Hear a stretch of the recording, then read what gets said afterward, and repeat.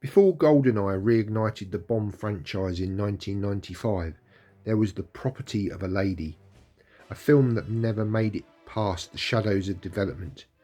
Intended as Timothy Dalton's third 007 adventure, this lost entry featured a stolen stealth jet called the Scimitar, a mysterious femme fatale, and a Cold War world on the edge of chaos.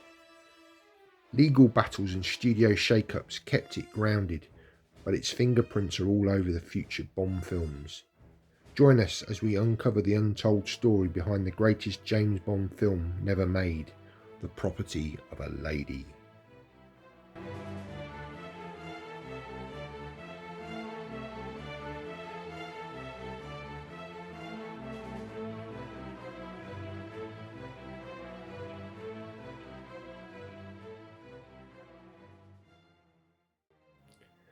Dive into the fascinating world of what could have been in The Property of a Lady, the unfilmed third James Bond outing for Timothy Dalton. Planned in the early 1990s, this Cold War flavoured thriller would have featured a cutting-edge stealth aircraft known as the Scimitar, a deadly arms race and a globe-trotting plot laced with espionage, betrayal and bold action. A precursor to many themes seen later in GoldenEye, Tomorrow Never Dies and Die Another Day. The tone closer to Ian Fleming's original novels and Dalton's grittier Bond persona, this lost film aimed to further explore Bond's moral complexity and MI6's role in a rapidly changing world. Though never brought to screen due to legal disputes and franchise delays, its influence can be traced in the Brosnan and Craig eras that followed.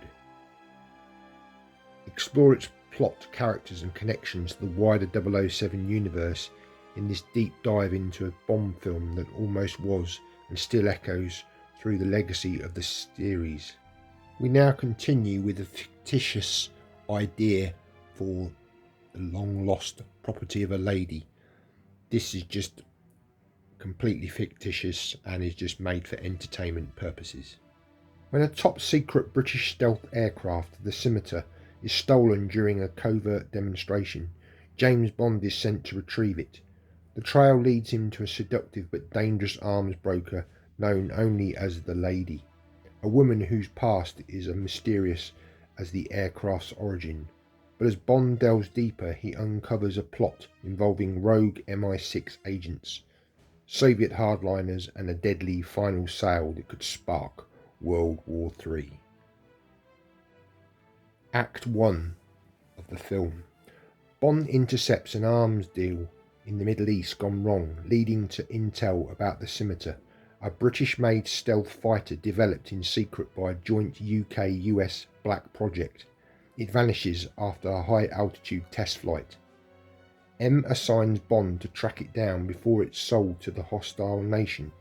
Clues point to the shadowy figure known as Lena Voss, an art collector and intelligent broker, aka the Lady. Bond is introduced at an MI6 gala auction, tying back to Fleming's short story, where a Fabergé egg is up for sale. He encounters Lena for the first time and they begin a flirtation built on hidden motives. Act 2.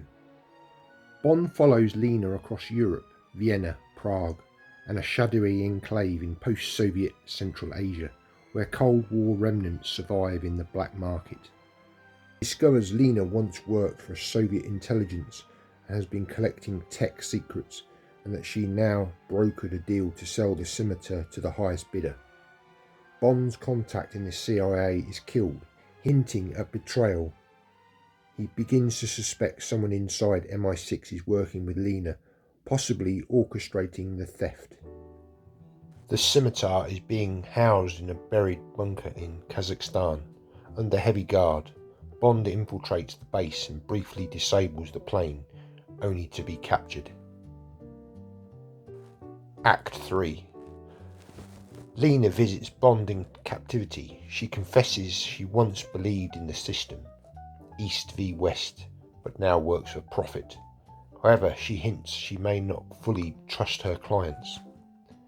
The buyer is revealed, a rogue Russian general who wants to use the stealth aircraft to strike NATO targets and reignite the Cold War.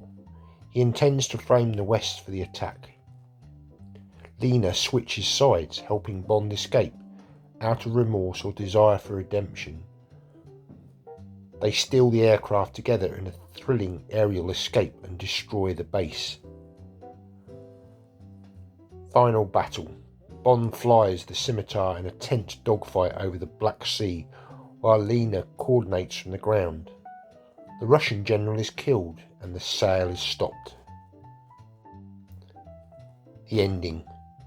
Lena disappears after the mission, leaving behind only the Fabergé egg with an inscription: "To the man who saw me clearly." M offers Bond a promotion or a desk job, but he declines, still feeling the weight of betrayal and loss. The final scene. Bond watches a new stealth prototype being unveiled, history repeating itself as he lights a cigarette and walks away. James Bond, played by Timothy Dalton, sharper, angrier, more emotionally scarred, worn down by the ideological blur after the Cold War.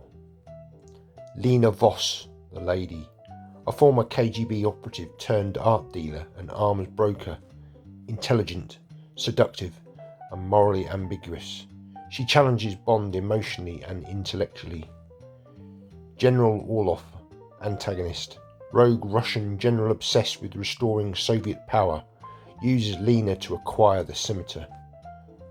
Tanner and Moneypenny, supporting cast, offering continuity and light banter in an otherwise serious plot. CIA contact, later revealed to be a double agent, killed in Act 2, hinting at wider corruption. Style and influences. Heavily inspired by The Spy Who Came In From the Cold and the techno-thriller espionage of the late 80s and early 90s. Visually dark and sleek, with Cold War ruins and modern stealth tech in contrast. Emotional depth like License to Kill, but with a more international scope and political complexity. Musical score. John Barry's brooding strings and brass paired with industrial motifs. And finally, ties to later films. Scimitar concept reused in Tomorrow Never Dies with the stealth boat. The theme of rogue generals and stolen superweapons mirrors GoldenEye. Lena's character partially echoes Electra King from The World Is Not Enough, but here she is more ambiguous and not villainous. And finally, the Fabergé auction callbacks ties to Octopussy, while the aerial climax hints at Die Another Day.